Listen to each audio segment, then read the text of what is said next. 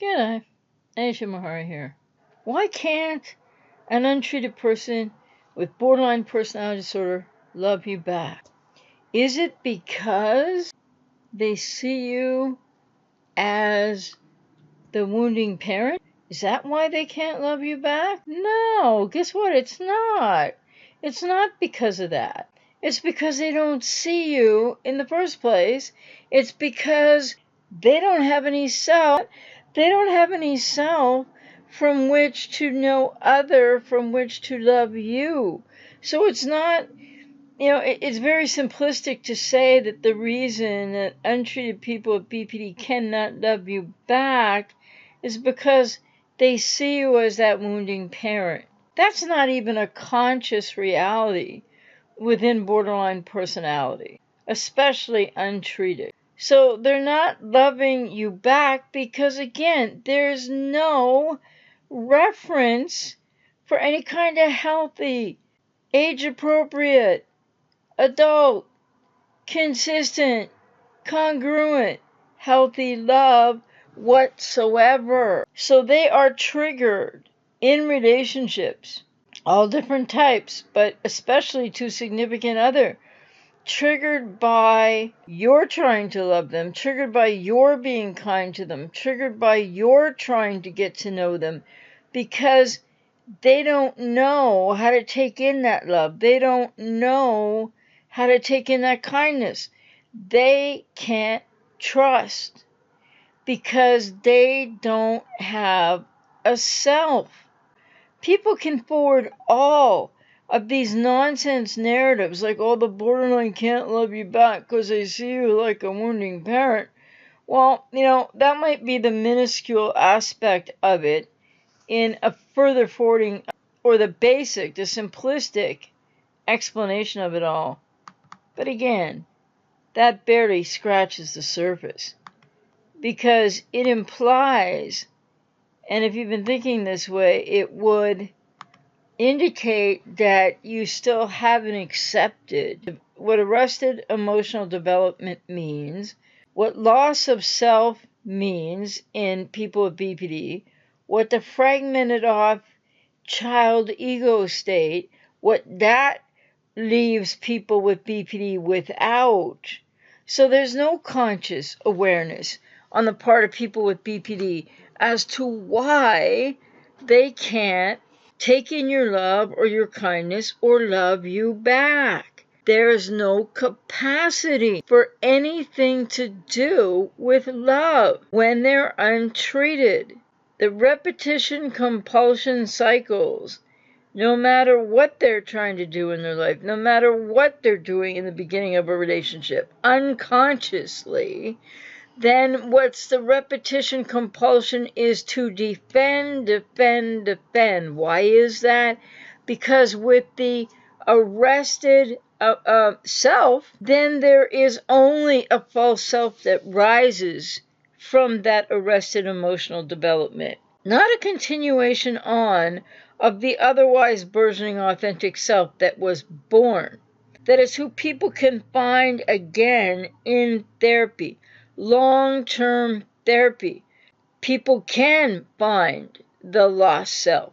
People can heal all of that and recover and heal from borderline personality, wherein they will no longer need the primal defense mechanism known as splitting, and many other things that happen for people with BPD untreated can be effectively healed, and they will recover in long-term psychodynamic modalities of treatment and therapy.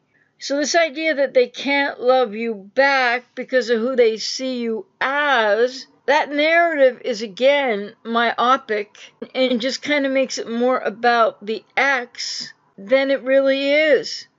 So it doesn't mean it's not extremely painful, but people out there just keep boarding these narratives because they just can't get the basics. They don't understand the internal basics of borderline personality disorder at all, because it is the loss of self. It is the rise of the false self, which is not as strong a false self as in the narcissist, who has the arrested emotional development between the age of 3 to 5 years of age, and a more incredibly strong labyrinth of infantile narcissistic defenses has the narcissist compared to the untreated person with BPD. I guess there's a forwarding of narratives out there still that's serving somebody's wounded ego, but it doesn't make it accurate information for most other people at all. And so, if you're codependent, how is it going to help you to listen to that kind of a simplistic narrative that rather makes it more all about you in a way when it has nothing to do with you? And that's the really painful part, right? Because when you get in a relationship with an untreated person with BPD and you don't know that's what you're doing, and then everything is way so fantastic, because it is way too good to be true. And of course, people come to find that out in various different lengths of time and different ways. It was never about you. And I'm going to repeat again what I've been saying in my last few videos. Once you start the relationship with the untreated borderline, that you don't realize that's what they have, the minute the relationship starts is also the minute that it starts to end. And people only understand this in retrospect, of course. And it's extremely painful. But with people with codependency, who don't also have narcissistic personality disorder, can and will really serve themselves better to understand, is that this has really relatively nothing to do with you, other than it's really going to be horrible for you and extremely painful and shocking. And it's going to take you a while to try to figure out what happened here and why did this happen. But it isn't about you at all. And it's about their need to protect and their lack of self, people with untreated BPD. And it's about their childhood adverse experience. And it's about the reality that they can't love unless they receive significant treatment. Once again, people with BPD untreated confuse capital word need with love. They're needing and they're needing and they're needing, and they want to merge with you and enmesh with you and seek identity through you. What about that says that they want to love you or are trying to love you or are even consciously aware at all that what they're doing is merging and seeking identity and wanting to enmesh with you?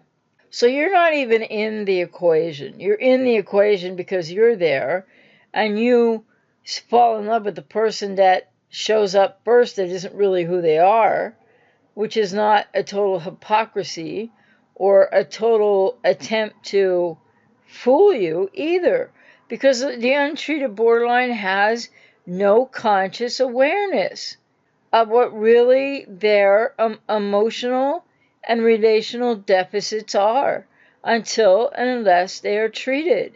So in retrospect, if you're an ex of somebody with BPD, as you're going over this, as you might be still focusing too much on the ex and not enough on yourself, as you might wander into wayward narratives, like unbelievably wayward narratives, don't allow yourself to listen to that kind of stuff that's just going to make you feel worse.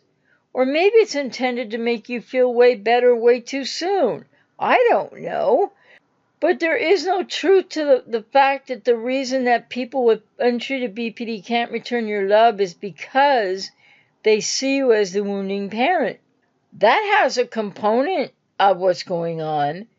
But more to the point, what is much more significant and central to people with untreated BPD than that is the fact that they do not have any reference for love. Just a big reference for need and protection.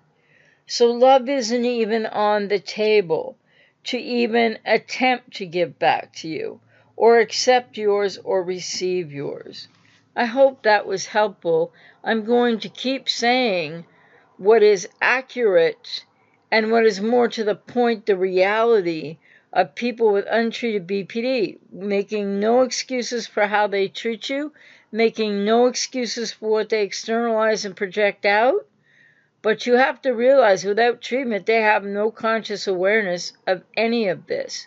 So where do you follow that in your recovery process? You might really realize with that point, or the points I've made in this video podcast, hopefully, time to stop thinking about them. Time to stop focusing on them. Time to really parse and be careful that you're not listening to entirely inaccurate information that's being offered out there daily. Time for you to really seek after your own healing and recovery journey. I'm out here to work with you if you resonate with me. If you don't resonate with me, then you're probably not even hearing me right now. But more to the point, get into therapy. Never mind CODA, Codependence Anonymous. That isn't going to help you much, if at all, in the recovery process from the relationship with the borderline ex and what you need to do now to heal your codependency. That's an old school way of thinking that is not as relevant today as therapy. It's therapy that you need for your healing recovery journey from codependency and also the healing and recovery from the relationship with the borderline ex.